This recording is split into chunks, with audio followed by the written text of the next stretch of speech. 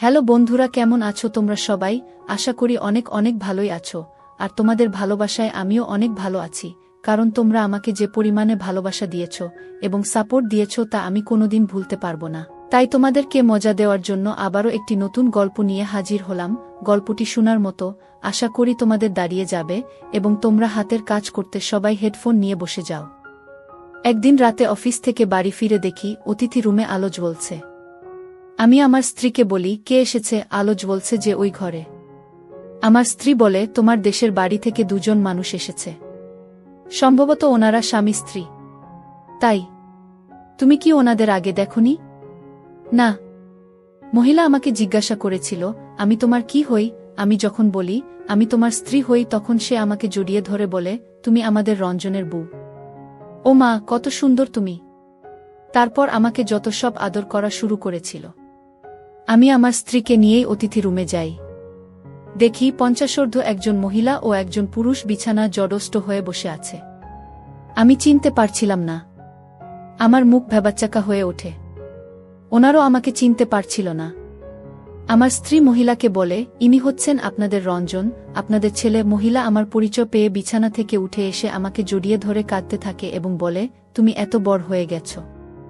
মহিলা বলেন, তুমি আমাকে চিনতে পারবে না। সেই ছোটবেলায় আমাকে দেখেছ। আমি তোমার জহুরা বুবু। মনে পড়ছে আমার কথা? মনে পড়ে কি আমাকে? সেই কত বছর আগের কথা। 25 বছর আগে, ক্লাস 4-এ পড়ি তখন। স্কুল থেকে বাড়িতে ফিরলে আমাকে খেতে দিত হয় মা, না হয় জহুরা বুবু। জহুরা বুবু আমার জন্মের আগে আমাদের বাড়িতে কাজ করতে এসেছিল। সেই নাকি কোলে পিঠে আমাকে লালন পালন করেছে, আমাকে দেখে শুনে রেখেছে। একদিন স্কুল থেকে এসে দেখি জোহরা বুবু চোখে মোটা করে কাজল পরে আছে। আমি তার চোখের দিকে বিস্ময়ে পিট পিট করে তাকিয়ে থাকি। জহুরা বুবু আমাকে বলে, কি দেখছ তুমি? আমি আঙুল দিয়ে জহুরা বুবুর চোখ দুটো দেখাই। জহুরা বুবু বলে ওঠে, ওরে আমার ভাইটা। বলেই তার চোখ থেকে আঙ্গুল দিয়ে কাজল মুছে মুছে আমার চোখে পরিয়ে দেয়। জহুরা বুবুর দেওয়া তার চোখের কাজল আমার চোখে এখন আর নেই। তা মুছে গেছে কবে। একদিনের কথা মনে আছে। আমার খুব জ্বর এসেছিল। 2-3 দিনেও জ্বর নামছিল না। এই জহুরা বুবু মাকে কিছুতেই রাত জাগতে দেয়নি। সেই একটানা 4 রাত আমার সিয়রে বসে জেগে থেকেছে। মাথায় জলপট্টি দিয়েছে। দুচোখের পাতা একটু সময়ের জন্য সে বন্ধ করেনি। আমার শিশুকালে জহুরা বুবু কত যে সেবা যত্ন করেছে, কত যে বিরক্তি ও যন্ত্রণা সহ্য করেছে, সেসব কথা আমার মনে নেই। আমি শুধু আমার মার কাছে থেকে সেসব কথা পরে শুনেছি। আমি যখন ক্লাস 6-এ পড়ি, এক বর্ষার দিনে জহুরা বুবুর বিয়ে হয়ে যায়।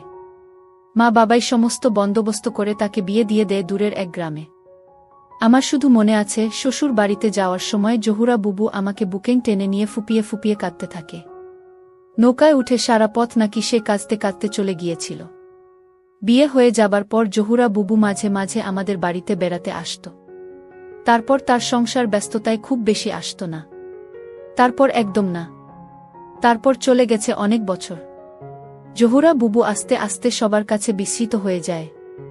এই বিস্মিত জহুরা বুবুকে দেখে যতটুকু খুশি হলাম তার চেয়ে বেশি বিষাদে মনটি ভরে উঠল। জহুরা বুবু কেমন শীর্ণকায় হয়ে গেছে। চোখের নিচে কালো দাগ পড়ে গেছে। মনে হলো সে বড় ধরনের কোনো রোগে দুঃখে ভুগছে। জহুরা বুবুই বলছিল, আমি তোমাদের বাড়ি থেকে ঠিকানা নিয়ে তোমার এখানে এসেছি। আমার অনেক বড় অসুখ হয়েছে মনে হয়। ওখানে এই রোগের কোনায় চিকিৎসা নেই। তাহ অসহায় হয়ে তোমার এখানে চলে এলাম। এই ঢাকা শহরে আমাদের আপন কেউ নেই। তোমার কথা মনে হলো, তাই তোমার কাছে চলে আসলাম। আমি জহুরা বুবুকে বলি, তুমি কোনো চিন্তা করবে না। তোমাকে ভালো ডাক্তার দেখাবো। তুমি ভালো হয়ে যাবে। তুমি সত্যিই ভালো হয়ে যাবে। জহুরা বুবু কিছু টাকা বের করে আমার হাতে দেয়। বলে, জানি না কত খরচ হবে। তুমি এখান থেকে খরচ করবে। আমি ওই মুহূর্তে জহুরা বুবুকে কোনো করুণা করতে চাই না। আমি তার হাত থেকে টাকা নিয়ে নেই। রুমে এসে আমি আমার স্ত্রীকে বলি, জানি তোমাকে না বললেও তুমি ওনাদের জন্য অনেক করবে। তবুও বলছি, তুমি বিরক্ত হবে না। তোমাকে একটা কথা বলি, এই জহুরা বুবু আমার বড় বোনের মতন, আমার মায়ের মতন। আমার সর্বশরীরে ওনার মায়া, মমতা, আদর, স্নেহ লেগে আছে। আমার ছোলো ছোলো চোখ দেখে ও শুধু বলল, ওনাদের কোনো অসম্মান ও অবহেলা হবে না। তুমি দেখ, শহরের সবচেয়ে ভালো বিশেষজ্ঞ ডাক্তারকে জহুরা বুবুকে দেখাই। ওনার সমস্ত কিছু চেক আপ করানো হয়। সবগুলো রিপোর্ট পেতে 2-3 লেগে যায়। ইতোমধ্যে ঔষধও খেতে থাকে। সুন্দর চিকিৎসা পেয়ে জহুরা ববর মুখে হাসি ফুটে ওঠে। একদিন রাতে টেবিলে বসে খাচ্ছিলাম, আমার খাওয়া দেখে জহুরা বুবু আমার স্ত্রীকে বলছিল, বুমা, তুমি রঞ্জনকে এত ঝাল ভাত খাওয়াও কেন? ও তো ছোটবেলায় ঝাল ভাত খেত না। দুধ আর সরবিকলা দিয়ে ভাত খেত। ও কোনো সময় নিজ হাত দিয়ে ভাত খেত না। চাচি আম্মা, না হয় আমি তুলে খাওয়াতাম। আর একদিন আমার মাথার চুলে তেল নাই দেখে আমার স্ত্রীকে বলছিল, বুমা, তুমি ওর মাথায় তেল দিয়ে দাও না কেন? সরিষার তেল নিয়ে আসো। আমি ওর মাথায় তেল দিয়ে দেই। এরকম আরও অনেক কিছু ওই অল্প কয়দিনে আমাকে পেতে হয়েছে। ইতোমধ্যে সমস্ত রিপোর্টগুলো পেয়ে যাই। জহুরা বুবুকে আবার ডাক্তারের কাছে নিয়ে যাই। ডাক্তার সাহেব রিপোর্ট সব দেখলেন। রিপোর্ট দেখে তার মুখটা বিমর্ষ হয়ে ওঠে। তিনি নতুন করে আরও ওষুধ দিলেন এবং ইংরেজিতে আমাকে বললেন, আপনি ওনাদের বাইরে রেখে এসে আমার সাথে দেখা করুন। আমি জহুরা বুবুকে বাইরে রেখে ডাক্তার সাহেবের সাথে দেখা করি। ডাক্তার বললেন, ওনার লিউকোমিয়া ধরা পড়েছে, রক্তের ক্যান্সার। খুব বেশি হলে উনি 3 মাস বাঁচতে পারে। এই চিকিৎসা এখানে এখনও ওই রকম নেই, খুব ব্যয়বহুল, আর করেও লাভ হবে না। জহুরা বুবু তার স্বামীসহ আমার বাসায় আরও 3 দিন ছিল। আমি জহুরা বুবুকে বলি, ডাক্তার সাহেব তোমাকে 3 মাসের ওষুধ দিয়ে দিয়েছে। তুমি যদি ভালো না হও 3 মাস পর আবার এসো। যেদিন জহুরা বুবু চলে যাবে সেদিন বুবুকে বলি, বুবু, তুমি আমার চোখে একটু কাজল পরিয়ে দাও না।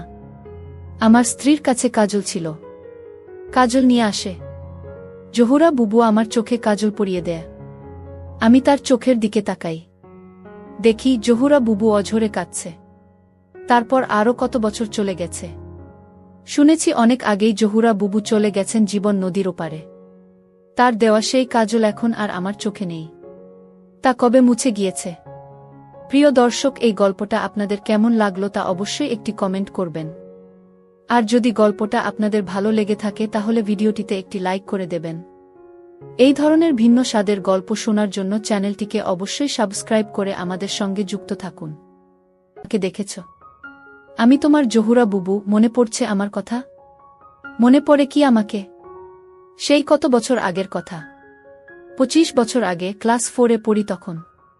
স্কুল থেকে বাড়িতে ফিরলে আমাকে খেতে দিত হয় মা, না হয় জহুরা বুবু। জহুরা বুবু আমার জন্মের আগে আমাদের বাড়িতে কাজ করতে এসেছিল।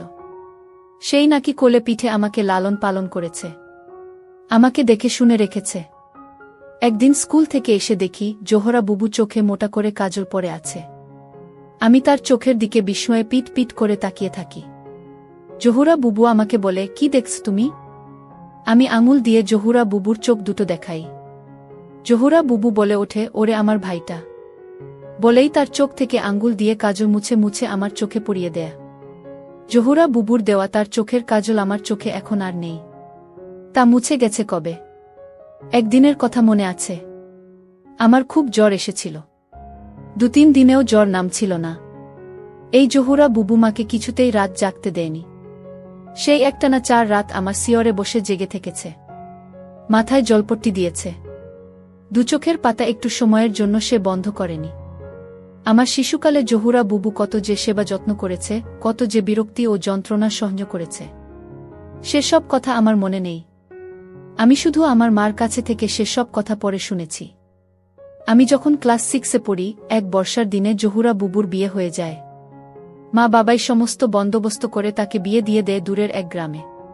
আমার শুধু মনে আছে শ্বশুর বাড়িতে যাওয়ার সময় জহুরা বুবু আমাকে বুকেং টেনে নিয়ে ফুপিয়ে ফুপিয়ে কাঁদতে থাকে। নৌকায় উঠে সারা পথ নাকি সে কাঁদতে কাঁদতে চলে গিয়েছিল। বিয়ে হয়ে যাবার পর জহুরা বুবু মাঝে মাঝে আমাদের বাড়িতে বেড়াতে আসত। তারপর তার সংসার ব্যস্ততায় খুব বেশি আসত না। তারপর একদম না। তারপর চলে গেছে অনেক বছর। জহুরা বুবু আস্তে আস্তে সবার কাছে বিস্মিত হয়ে যায়। এই বিস্মিত জহুরা বুবুকে দেখে যতটুকু খুশি হলাম তার চেয়ে বেশি বিষাদে মনটি ভরে উঠল। জহুরা বুবু কেমন শীর্ণকায় হয়ে গেছে। চোখের নিচে কালো দাগ পড়ে গেছে। মনে হলো সে বড় ধরনের কোনো রোগে দুঃখে ভুগছে।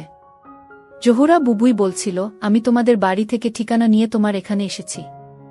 আমার অনেক